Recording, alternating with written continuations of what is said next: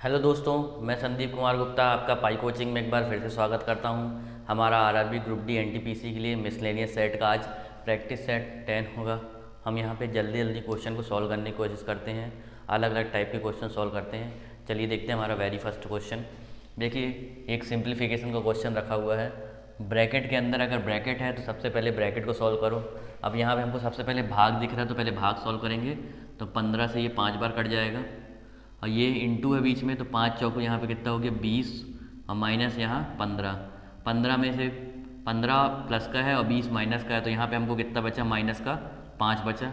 और बाहर माइनस का साइन है तो यहाँ पे कितना हो गया, प्लस का 5। और यहाँ पे कितना हो गया 29। इन दोनों का अगर मैं जोड़ता हूँ तो कितना हो गया मेरे पास 34। यहाँ माइनस का साइन है तो यहाँ पे कितना आ जाएगा माइनस। यहाँ कितना लिखा हुआ है 33। तो इन दोनों मेरे पास कितना बचा, माइनस का 1। और बाहर डिवाइड का साइन है, फिर उसके बाद 76 लिखा है। अब मैं एक का भाग दे रहा हूँ तो माइनस का 76 क्या हो जाएगा मेरे पास, आंसर हो जाएगा। चलिए देखते हैं नेक्स्ट क्वेश्चन।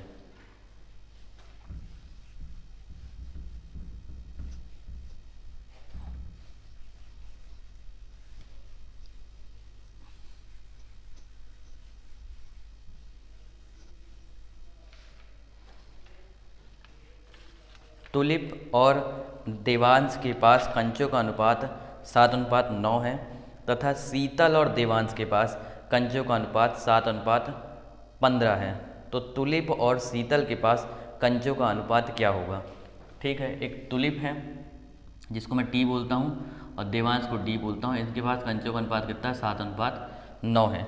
ठीक है, और फिर दूसरा बात बोलता है तुलिप और शीतल है, सॉरी तुलिप, दूसरा क्या बोला, शीतल और देवांश है।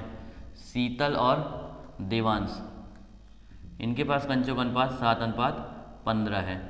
तो मैं ऐसा कुछ जमा लेता हूँ, तुलिप अनुपात देवांश और देवांश अनुपात शीतल। ठीक है, तो मेरे पास यहाँ से क्या आ जाएगा, तुलिप आ जाएगा, देवांश आ जाएगा और शीतल आ जाएगा। इस टाइप से अगर मैं जमाता हूँ तो ऐसे ही जमा लेता हूँ इसको। 7:9 तुलिप और देवांश हो गया, और यहाँ पे 15:7 जमाऊँगा मैं, तो मेरे पास क्या आ जाएगा, देवांश और शीतल आ जाएगा। देवांश के नीचे देवांश आ गया। ये 15 सत्ते 105 हो गया, और ये हो गया 15 नम्मा 135, और ये 9 7 कितना हो गया 63। मेरे पास ये है तुलिप, ये है देवांश और ये है शीतल। मेरे पास क्या पूछा है, तुलिप और शीतल का अनुपात। तुलिप कितना है 105 और शीतल कितना है 63। 21 से भाग जाएगा 5 बार, 21 से भाग जाएगा 3 बार, तो मेरे पास आंसर कितना आ गया 5:3। मतलब तुलिप और शीतल के पास कंचों का अनुपात कितना हो जाएगा, 5:3। चलिए देखते हैं नेक्स्ट क्वेश्चन।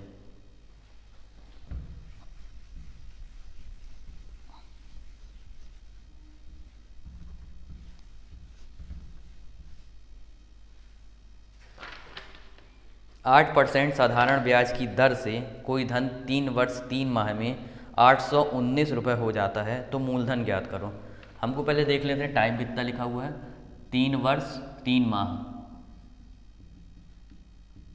मतलब कितना लिखा हुआ है, 3 सही 1/3 माह, मतलब कितना हुआ है 1/4। 3 माह को साल में बदलने के लिए 12 का भाग देंगे तो 3 चौको 12, 1/4 हो जाएगा। इसको सॉल्व करूँगा, 4 3 12 और 1 13, तो 13/4 साल मैं बोल सकता हूँ।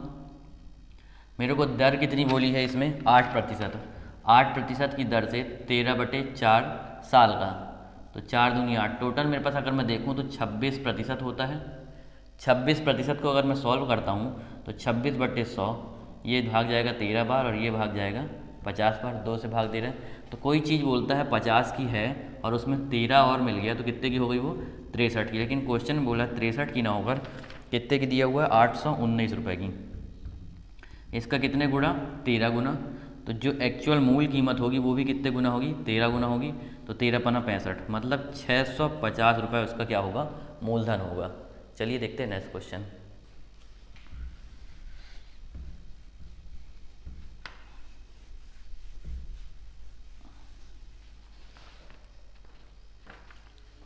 एक समसप्तभुज तथा समद्वादशभुज के आंतरिक कोणों के माप का अनुपात ज्ञात करो।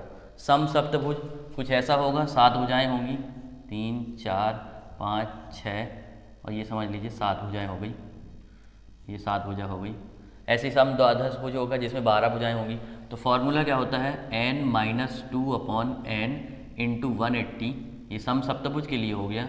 और फिर सेम फार्मूला n-2/n इंटू 180, ये सम द्वादश भुज के लिए हो गया। 180 से 180 तो कट गया, यहाँ n बराबर कितना हो जाएगा 7 - 2/7, और यहाँ पे कितना हो जाएगा 12 द्वादश भुज के लिए, मतलब 12 - 2/2, तो ये कितना 12 - 2/12, ये कितना हो गया। अगर मैं इसको सॉल्व करता हूँ तो 5/7, और ये कितना हो गया 10/12।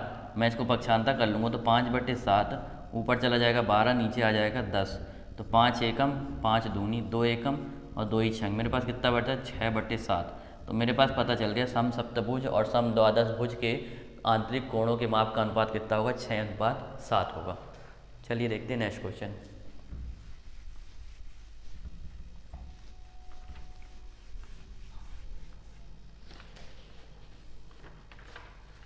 आरोही क्रम में 4 संख्याएं W, X, Y, Z, सबसे छोटे 3 अंक का औसत 25.5 जबकि सबसे बड़े 3 अंकों का औसत 29.5 है, तो इनका परास ज्ञात करो। ठीक है, W, X, Y और Z ये आरोही क्रम में है, मतलब सबसे छोटी ये होगी, फिर इससे बड़ी है, इससे बड़ी है, इससे बड़ी है। तो सबसे छोटी 3 संख्या W, X, Y, इनका औसत कितना बोल रहा है 25.5। मैं 3 का गुणा कर दूंगा तो एक्चुअल निकल आएगा, 3 × 5 = 15 की 5 हासिल आई 1, 25 या 75 और 1 76, मेरे पास आ गया 76.5। और दूसरा बोलता है सबसे बड़ी 3 संख्याओं का औसत 29.5 है। तो सबसे बड़ी 3 संख्या क्या होगी, x + y + z, ये तीनें होंगी बड़ी, और इनका औसत कितना बोल रहा है 29.5। तो 3 का गुणा कर लेता हूँ तो 3 × 5 = 15 की 5 हासिल आई 1, 3 × 53 और 1 10 की 3 9 27 और 1 28 की 8 हासिल आई 2, 3 दूनी 6 और 2 8, 88.5। मतलब मेरे पास x + y + z 88.5 आ रहा है, W, X, Y कितना आ रहा है 76.5। मेरे से पूछा है परास क्या होगा। परास मतलब होता है सबसे बड़ी संख्या माइनस सबसे छोटी संख्या, बड़ी और छोटी संख्या का अंतर कहलाता है परास। तो मैं इसको सॉल्व कर लेता हूँ, तो ऊपर लिख लेता हूँ W, ऊपर लिख लेता हूँ मैं x + y + z बराबर कितना है 88.5, और नीचे लिख लेता हूँ W + x + y बराबर 76.5। अब मैं माइनस कर देता हूँ, ये माइनस, ये माइनस, ये माइनस, ये माइनस, ये प्लस का x से माइनस का x कट गया, प्लस का y से माइनस का y कट गया, ऊपर बचा z और नीचे बचा माइनस का w। यहाँ पे कितना बचा 0, 8 में से गया 2 और यहाँ से बचा 1, 12। तो z - w बराबर बचा मेरे पास 12, और यही मेरा आंसर होगा 12, क्योंकि सबसे बड़ी संख्या और सबसे छोटी संख्या का अंतर ही क्या कहलाता है परास। तो मेरा परास क्या कहला जाएगा 12। चलिए देखते हैं नेक्स्ट क्वेश्चन।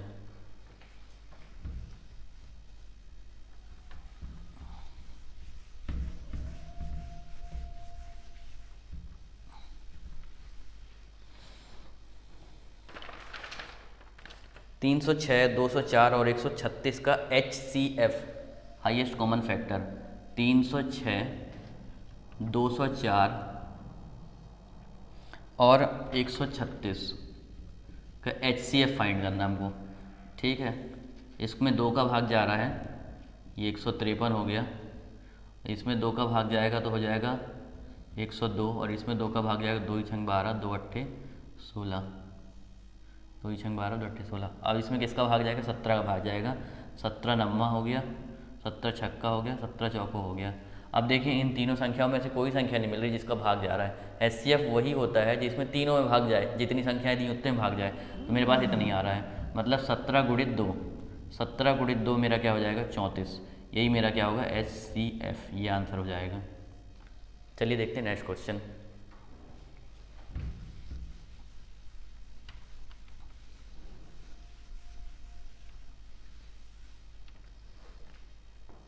राम किसी काम को 17 दिन में कर सकता है और रहीम 51 दिन में कर सकता है। यदि दोनों बारी बारी से एक एक दिन काम करें तो काम कितने दिन में कंप्लीट होगा। राम जो है वो कितने दिन में कर रहा है 17, और रहीम जो है वो कितने दिन में कर रहा है 51। अगर मैं LCM लेता हूँ तो कितना आता है 51, मतलब ये किसी काम को करने में कितना दिन लेगा 3, और ये एक दिन में एक काम कर रहा है। बारी बारी से एक एक दिन काम कर रहे हैं, मतलब ये एक दिन 3 काम किया और एक दिन 1 काम किया, तो टोटल 2 दिन का कितना काम हो गया, 2 दिन में 4 काम हो गया। एक दिन में 3 काम किया और 1 काम किया, तो 2 दिन में टोटल काम कितना हो गया, 4 काम। अब हमको मालूम है कि अगर ये 24 दिन करेगा तो कितना काम हो जाएगा, 24 दूनी 48 काम हो जाएगा। 2 दिन में जब 4 काम हो रहा है, 24 दिन में कितना काम हो गया, 48 काम हो गया। 51 काम रहा, 51 काम में से 48 काम निकल गया, तो बचे कितने काम, 3 काम। और जो कौन कर देता है, ये अगले दिन आके राम कर देता है, तो 3 काम राम ने कर दिया, एक दिन में कंप्लीट कर देगा। तो यहाँ 24 दिन ये लगे, एक दिन ये लगा, तो टोटल दिन कितने हो गए, 25 दिन हो गए। टोटल काम कितने दिन में हो जाएगा, 25 दिन में। ये हो जाएगा हमारा आंसर। चलिए देखते हैं नेक्स्ट क्वेश्चन।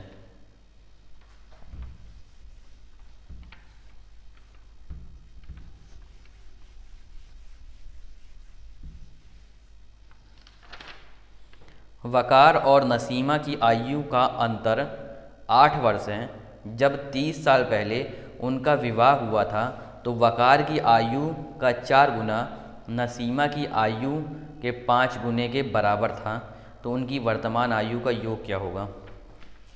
वकार को मैं W मान लेता हूँ और नसीमा को मैं मान लेता हूँ N।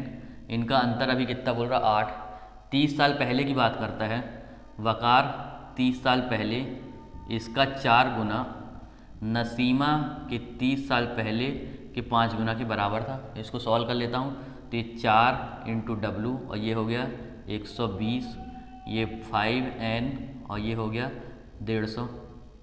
ठीक है, इसको पक्षांतर कर लेता हूँ, 4 वकार और माइनस 5N, ये इस तरफ जाएगा तो बचेगा मेरे पास सिर्फ कितना, माइनस का 30। मेरे पास एक इक्वेशन ये बन गई, एक इक्वेशन मेरे पास ये बनी हुई है, एक ये बन गई, एक ये बन गई। इनको मेरे को अब विलोपन विधि से सॉल्व करना है बस।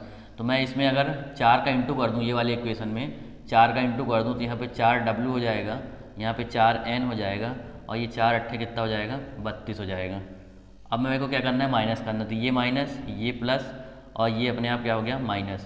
तो ये दोनों तो कट गए आपस में, तो यहाँ पे मेरे पास कितना बचा, ये प्लस का है, ये माइनस का है, तो सिर्फ n बचेगा माइनस का, और ये कितना हो जाएगा, माइनस का 62। ये दोनों कट गए, तो n बराबर मेरे पास कितना आ गया, 62। नसीमा की आयु मेरे पास आ गई 62। अब ये वाली इक्वेशन में भर के मैं वकार की आयु ज्ञात कर लेता हूँ। तो वकार की आयु कितनी हो जाएगी, 8 प्लस नसीमा हो जाएगी, ये पक्षांतर होगी n प्लस हो जाएगा, तो मतलब 8 प्लस 62 कितना हो गया मेरे पास, 70। मेरे से क्वेश्चन में लास्ट में क्या पूछा है, तो उनकी आयु का योग ज्ञात करो। योग, एक 70 साल का है, एक 62 साल का है। 70 और 62, 70 प्लस 62 कितना हो गया, 2, 12 और 1 13, 132 वर्ष इनकी आयु का योग हो जाएगा। तो इनकी आयु का योग आ गया 132 वर्ष। चलिए देखते हैं नेक्स्ट क्वेश्चन।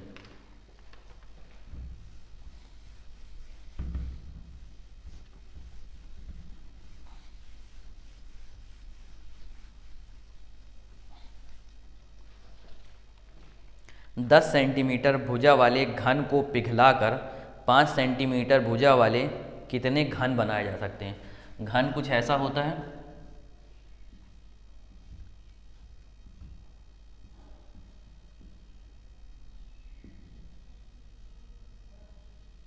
ये घन है, मान लीजिए एक घन है ये 10 सेंटीमीटर वाला, और एक छोटा घन बनाया जा रहा है, एक नहीं कई घन बनाए जा रहे हैं।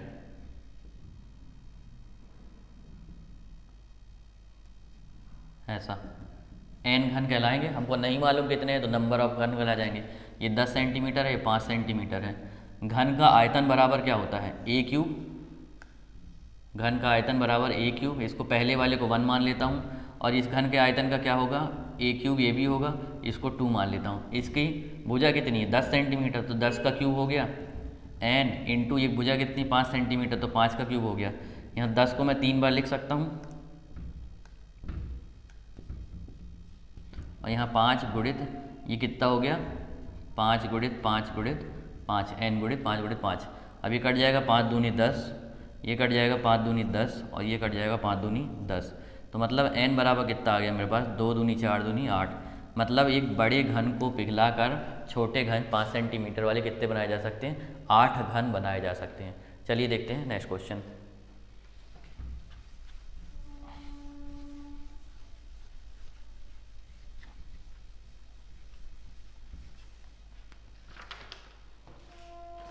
शक्कर के मूल्य में 30% की वृद्धि होने के कारण राधा ने खपत में इतने की कमी कर दी कि खर्च में केवल 10% की वृद्धि हुई।